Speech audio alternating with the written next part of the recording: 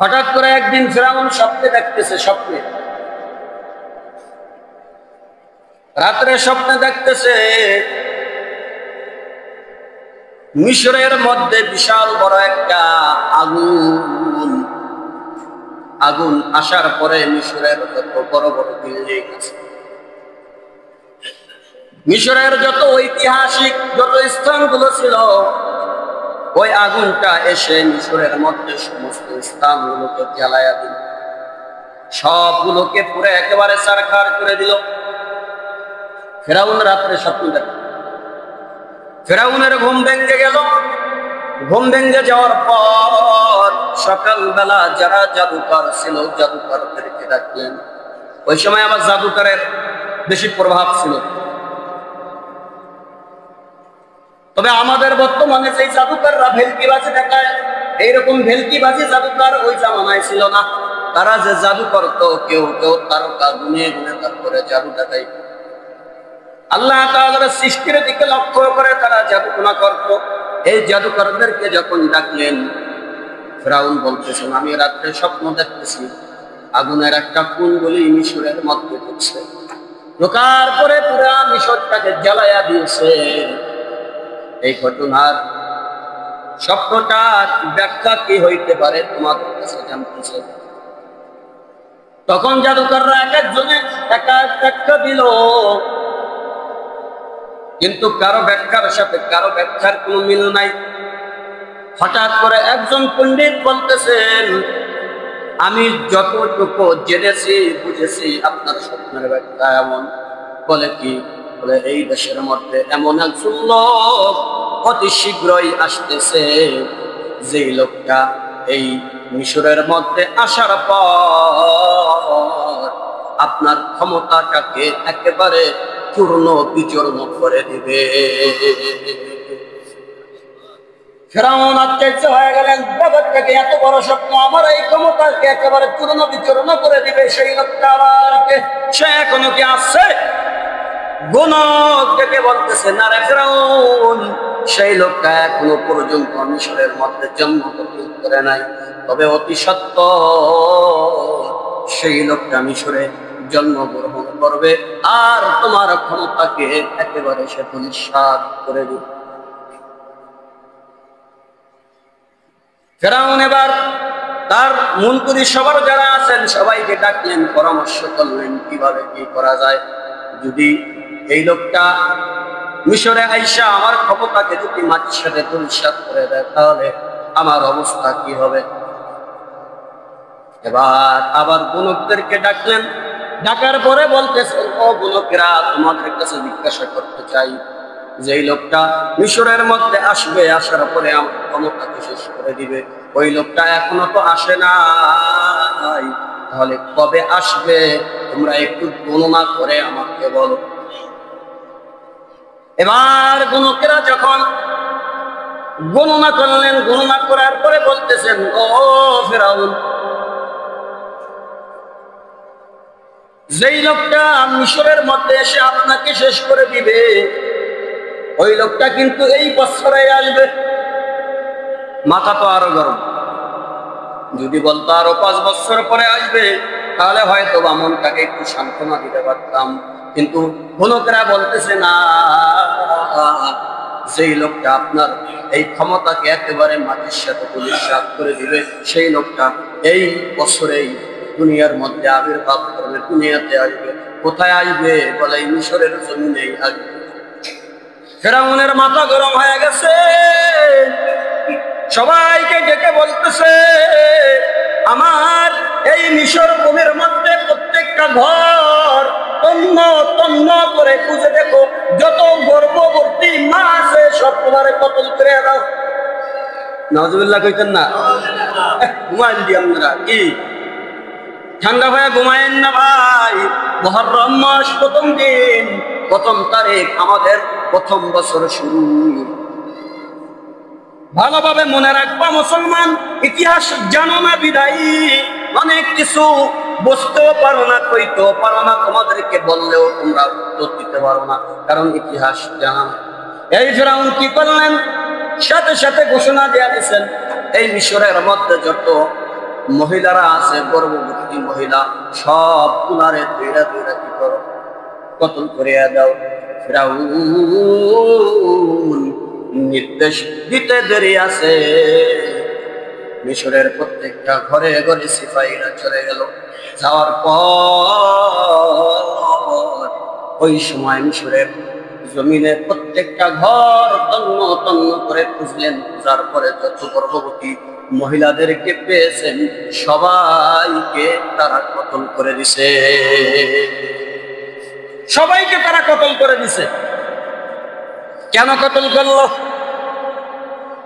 ফিরাউন মনে মনে ভাবতেছে, যেহেতু কোন কেরা বলছেন এই বৎসরেই আমার ক্ষমতাকে যিনি মাটির সাথে মিটাইয়া দিবে, দুধের সাথ করে দিবে, তিনি আসবেন। অতএব গর্ভবতী মা যারা আছেন এদের গর্বেই হয়তো বা এ থাকবে। এই জন্য সবাই কতল করে দিলেন। পৃথিবীর মধ্যে সবচাইতে মহিলাদেরকে নির্যাতন যে করেছে ওইটা হলো ফিরাউন। এখনো পর্যন্ত যারা মা বোনদেরকে কিস্তির নামে, ব্যবসার নামে, চাকরির নামে বিপর্যয় যারা ঘর থেকে বের করে দিতেছে, বিভিন্ন জায়গায় খবর পাওয়া যায় ওই সমস্ত মা বোনেরা বিভিন্ন ভাবে নির্যাতিত হইতেছে, অত্যাচারিত হইতেছে। এই তো নতুন খবর ফেসবুকে ঢুকলে, ইউটিউবে ঢুকলেই দেখা যাইতেছে কিছু কিছু হিন্দুর চক্রমহল এরা মুসলমানদের মেয়েদের সাথে সম্পর্ক করে, সম্পর্ক ভালোবাসা করে। আর এই মুসলমানদের মেয়েরা ওই হিন্দুদের চক্রান্তে পরে যখন ভালোবাসায় পড়ে যায়, এই সমস্ত হিন্দুরা ওই সমস্ত মেয়েদেরকে ভারতে নিয়ে যাওয়ার পরে তাদেরকে ধর্ষণ করে। ধর্ষণ করার পর তাদেরকে আগুন দিয়ে জ্বালাইয়া দেয়। এই তো তাজা খবর ফেসবুকে ঢুকলেই দেখতেছে একটা মুসলিম মেয়েকে কিছু সংখ্যক হিন্দুর বাচ্চারা প্রেমের ফাঁদে পড়াইয়া তারপরে ওই জায়গায় নিয়ে যাওয়ার পরে তাকে ধর্ষণ করার পরে তারা লজ্জা স্থানের ভিতর দিয়া রড ঢুকায়া নির্মম ভাবে দুনিয়ার মুখ থেকে শহীদ করে দিয়েছে। এই পৃথিবীর মধ্যে সবচাইতে ফিরাউন গর্ভবতী মাদেরকে সর্বপ্রথম কতল করে দিলেন। কেন? বলে মূসা তো এই দুনিয়াতে আসবেন, আসার পরে তার ক্ষমতাকে শেষ করে দিলেন। কিন্তু আল্লাহ তাআলার কুদরত বড় কঠিন, বোঝা বড় কঠিন। ওয়া মাকারু ওয়া মাকারাল্লাহ ওয়াল্লাহু খায়রুল মাকিরিন।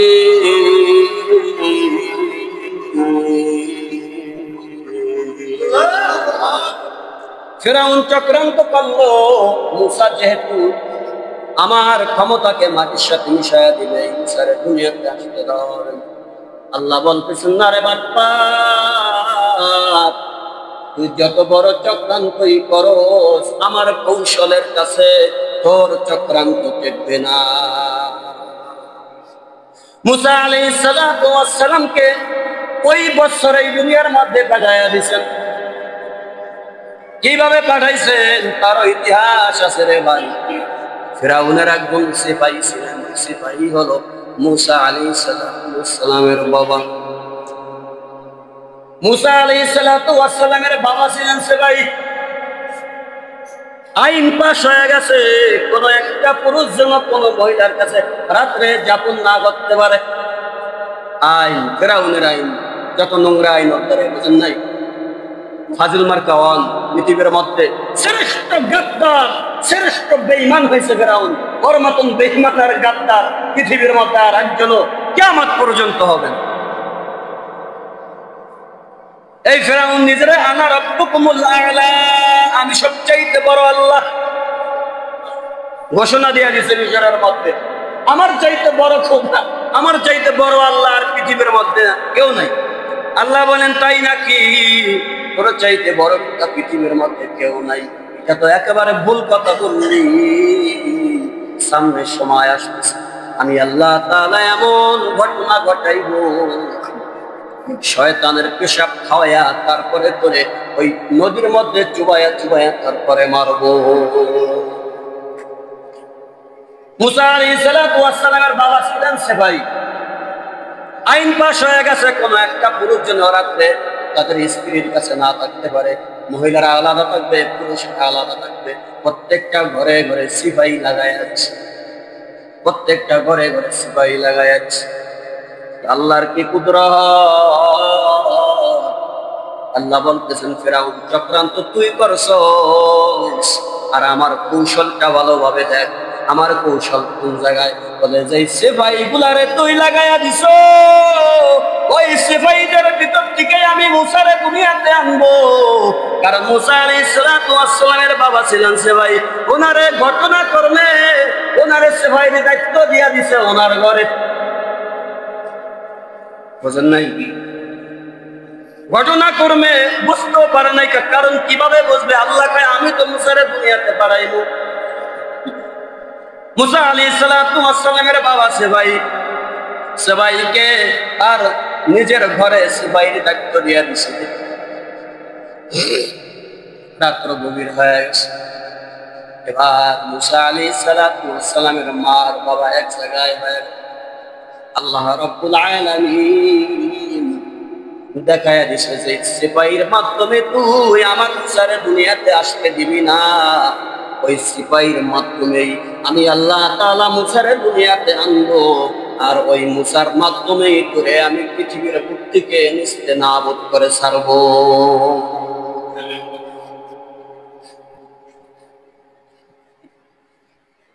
মুসা আলাইহিস সালাতু ওয়াস সালাম গর্ভে চলে আসেন। মুসা আলাইহিস সালাতু ওয়াস সালাম দুনিয়াতে আসার পর এবার মুসা আলাইহিস সালাতু ওয়াস সালামের মা ভয় পেয়ে গেছেন, যদি জেনে ফেলে ফেরাউন আমার ঘরে সন্তান হয়েছে, তাহলে তো আমার সন্তানটাকে সে কতল করে দিবে। কি করা যায়? মুসা আলাইহিস সালাতু ওয়াস সালামের মা সিদ্ধান্ত করলেন, যত কিছুই হোক আমার সন্তানটাকে বাঁচায় রাখতে হবে। তাহলে কি করা যায়? নদীর পাশে গেলেন। যাওয়ার পরে দেখতেছে নদীর ঢেউ, জোয়ার আসতেছে, ভাটা যায় না, জোয়ার আসতেছে। মুসা আলাইহিস সালাতু ওয়াস সালামের মা চিন্তা করলেন, আমার সন্তানটাকে যদি আমি একটা বাক্সের মধ্যে ঢুকাইয়া তারপরে নদীর মধ্যে স্রোতের মধ্যে ছাড়িয়া দেই, তাহলে আমার সন্তানটা এই জায়গা থেকে নদীর স্রোতে অনেক দূরে নেওয়া যাবে। অন্তত আমি আমার চোখের সামনে আমার সন্তানটার মরা দেহ আমি দেখব না। মুসা আলাইহিস সালাতু ওয়াস সালামের মা সুন্দর করে একটা বাক্স বানাইছেন। বানানোর পরে মুসা আলাইহিস সালাম সেই বাক্সের মধ্যে শোয়া দিছেন। শোয়া দেওয়ার পরে যখন পানির মধ্যে ছাইরা দিছেন, কি আর চাইজ ঘটনা! জোয়ার আসতেছে একদিকে, আর জোয়ার ভাটা যাইব যেই দিকে, সেই দিকে ফেরাউনের বাড়ি। মুসা আলাইহিস সালামকে যখন বাক্সর মাধ্যমে শোয়া যখন নদীর মধ্যে ছাইরা দিছেন, জোয়ারে তো বাক্সটা নিয়ে যাওয়া দরকার, যেই দিকে জোয়ার সেই দিকে, কিন্তু না, মুসা আলাইহিস সালামের মাথা গায়া গায়া দেখতেছে, বলে যেই দিকে ভাটা যাবে ওই দিকে ফিরাউনের বাড়ি, জোয়ারের দিকে বাক্স যায় না, উল্টা দিকে বাক্স যায়। মুসা আলাইহিস সালাতু ওয়াস সালামের একজন বোন ছিল, তারে বলে দিছে, তুই একটু নদীর পার দিয়ে হাইটা হাইটা যা, যায় দেখ বাক্সটা কোন জায়গায় যায় থাম। এটা তো অনেক বড় একটা ঘটনা, কারণ জোয়ার যেই দিকে যায় বাক্স তো সেই দিকে যাওয়ার কথা ছিল, কিন্তু সেই দিকে যায় না, উল্টা দিকে যায়। বাক্স যাইতে যাইতে যাইতে যাইতে যাইতে যাইতে ফেরাউন যেই জায়গায় বাড়ি বানাইছেন, ওই বাড়ির সামনে নদীর মধ্যে সুন্দর করে একটা গোসলখানা ছিল। ওই গোসলখানার গোসল করার জন্য ফিরাউনের স্ত্রীর খাদেমারা যখন, দাসেরা যখন গোসল করতে নামলেন, নামার পরে তাকায়া দেখতেছে একটা বাক্স একটা লতা পাতার সাথে আটকায় আছে। তারা মনে মনে কি ভাবছে বলতে পারি না, ওই বাক্সটাকে নিয়ে আসলেন। আনার পরে যখন করলেন, খোলার পরে তাকায়া দেখতেছে বলে চাঁদের চাইতেও বেশি উজ্জ্বল চেহারা এই বাক্সের মধ্যে ঝলমল ঝলমল। ওদের মনে মায়া লেগে গেল, দাসীরা দৌড়াইয়া নিয়ে গেলেন বাচ্চাটাকে আসিয়ার কাছে। ওই সময় আসিয়া ছিল ফিরাউনের স্ত্রী, আসিয়ার কোনো সন্তান হয় না। আসিয়া দেখার পরে সাথে সাথে তার দিলের মধ্যে আল্লাহ মায়া ঢুকায়া দিছে। ঢুকায়া দেওয়ার কারণে এবার আসিয়া সন্তানটাকে রাইখা দিলেন, মুসাকে রাইখা দিলেন। অনেক লম্বা ঘটনা, 2-1 মিনিটের মধ্যে শেষ করে দিব রে ভাই। এবার ছোট বাচ্চা তো দুধ খাওয়ার জন্য হাউমাউ করে কান্না করতেছে, কিন্তু আসিয়া যখন তারে দুধ খাওয়াবে, দুধ মুখে দেয় সান্ত্বনা দেওয়ার জন্য। তার তো ছেলে সন্তান নাই, কাজ হয় না। একজন দায়ী যারা দুধ পান করায় এদেরকে ডাকলেন। ডাকার পরে তাদের দুধ যখন খাওয়াইলেন, দেখলেন ওই মুসা দুধ খায় না। এভাবে 1 জন 2 জন 3 জন অনেকজন মহিলার কাছে নিলেন, কারো দুধ সে খায় না। কিন্তু ওই যে বলছিলাম মুসা আলাইহিস সালামের বোন তার পিছনে পিছনে আসছেন। আসার পরে যখন দেখলেন আমার ভাইকে ফেরাউনের বাসায় নিয়ে গেছে, দৌড়ায় চলে গেলেন মার কাছে। যা বলতেছেন, মা গো, আমার ভাইকে আপনি নদীতে ভাসায় দিয়েছেন। ভাসতে ভাসতে ফেরাউনের বাড়ির কাছে চলে গেছে, তার দাসীরা বাড়িতে নিয়ে গেছে। মুসা আলাইহিস সালামের মায়ের মাথা নষ্ট হয়ে গেছে, না জানি আল্লাহ কি করে আমার সন্তান। এবার আবার দৌড়াইয়া বোন চলে গেছেন, তাকায়া দেখতেছেন কারো দুধ খায় না। এবার একজনে বলতেছেন কার দুধ খায় দেখো, তালাশ করে দেখো। মুসা আলাইহিস সালামের বোন বলতেছে আমার কাছে একজন মহিলা আছে, আপনারা যদি অনুমতি দেন সেই মহিলাকে আনবো, তারপরে হয়তোবা দুধ খাইতে পারে। আসিয়া মনে বড় খুশি, ঠিক আছে যাও সেই মহিলাকে তালাশ করে নিয়ে আসো। এবার মুসা আলাইহিস সালামের বোন দৌড়ায়া চলে গেলেন মার কাছে, মা গো, আমার ভাই কারো দুধ খায় না। আসিয়া ঘোষণা দিয়া দিছে একজন দুধ খাওয়ানেওয়ালা মহিলা, কিন্তু সাবধান, তুমি যাবা তোমার কোনো পরিচয় সেখানে দিবা না, পরিচয় গোপন রাখবা। এবার মুসা আলাইহিস সালামের মা চলে গেছেন। যাওয়ার পরে যখন আসিয়া সন্তানটাকে মুসা আলাইহিস সালামের মার হাতে উঠাইয়া দিয়েছেন, মায়ে যখন বুকে লাগাইছেন, তাকায়া দেখতেছে অটোমেটিক মুসা আলাইহিস সালামের মায়ের দুধ খাইতেছে। এভাবে অনেক লম্বা ঘটনা। আল্লাহ তাআলা মুসা আলাইহিস সালামকে ওই মিশরের মধ্যে পাঠাইছেন। ফিরাউন চাইছিল মুসা আলাইহিস সালামকে আসতে দিবে না, কিন্তু আল্লাহ তাআলা বলতেছেন তুই যত বড় চক্রান্ত করস, আমি আল্লাহ তাআলা আমার নবী মুসারে তোর ঘরের মধ্যে নিয়ে লালন পালন করে বড় বানাইয়া আমি আল্লাহ তাআলা তোর এই মিশরের রাজত্বটাকে আমি আল্লাহ তাআলা মাটির সাথে মিশাইয়া দিব। এক পর্যায়ে মুসা আলাইহিস সালামের অনেক লম্বা ঘটনা, অনেক ইতিহাস। ফিরাউন যখন মুসা আলাইহিস সালামকে ধাওয়া করলেন, নদী পার হয়ে চলে গেলেন। মুসা আলাইহিস সালাম নাজাত পেয়ে গেলেন। ফিরাউন যখন ওই নদীর মধ্যে নামছেন, আল্লাহ তাআলা পানিকে বললেন, ও পানি, আসলে তুই তো কোনো রাস্তা না, তুই তো পানি, দয়া করে এই ফিরাউন সহ ফিরাউনের দল যারা আছে সবাই রে তুই গ্রাস করেন। এবার পানি আবার সেই পানির অবস্থায় ফিরে আসে। এবার ওই পানির মধ্যে ফিরাউনের দল ফিরাউন সহ সবাই সুবনি খায়। আল্লাহ তাআলার সাথে সাথে আয়াত নাযিল করে দিয়েছেন, নুনাজ্জিকা বিবাদানিক, ফিরাউন আমি আল্লাহ তাআলা তোর এই শরীরটাকে আমি আল্লাহ তাআলা কিয়ামত পর্যন্ত অক্ষত রাখবো, কিয়ামত পর্যন্ত অক্ষত রাখবো। এই জন্য ফিরাউনের লাশ কিন্তু এখনো পর্যন্ত মিশর সেই জাদুঘরের মধ্যে অক্ষত মুনি অবস্থায় আছে। যে কথা বলতে চাইছিলাম, মুহররম মাস আমাদের বছর শুরু, প্রথম বছর। অথচ ওই যে আমি বলছিলাম যদি বাণীঘাটার মধ্যে 500 মানুষ থাকে, 500 মানুষের যদি জিজ্ঞাসা করেন আজকে কোন মাস, দেখবেন 400 মানুষ, 480 জন মানুষে বলতে পারবে না আজকের মুহররম মাস না কি মাস বলতে পারে না, বাংলা মাসের কথাও কইতে পারে না। যেহেতু মুহররম মাস দামি মাস, এই মুহররম মাসের 10 তারিখ, এই 10 তারিখে ইহুদিরা রোজা রাখতো। ওই যে বলছিলাম আল্লাহর নবী জিজ্ঞাসা করলেন কেন রোজা রাখো, তারা উত্তর দিল আমাদের পূর্বপুরুষ মুসা আলাইহিস সালামকে আল্লাহ নাজাত দিয়ে দিয়েছে, এই জন্য। এবার মুসা আলাইহিস সালাম তাই দিতে হয়, তাহলে তোদের চাইতে আমি বেশি হকদার। আগামী বছর থেকে মুসা আলাইহিস সালামের এই স্মরণে এই 10 মুহররম আমরা মুসলমানেরাও রোজা রাখবো, তবে একটা না দুইটা, কারণ ইহুদিরা রাখছে একটা, আমরাও যদি একটা রাখি তাদের সাথে মিল হয়ে যাবে। এই জন্য একটা রাখবো না, দুইটা রাখবো। এই জন্য সামনে তো আসতেছে 10 মুহররম।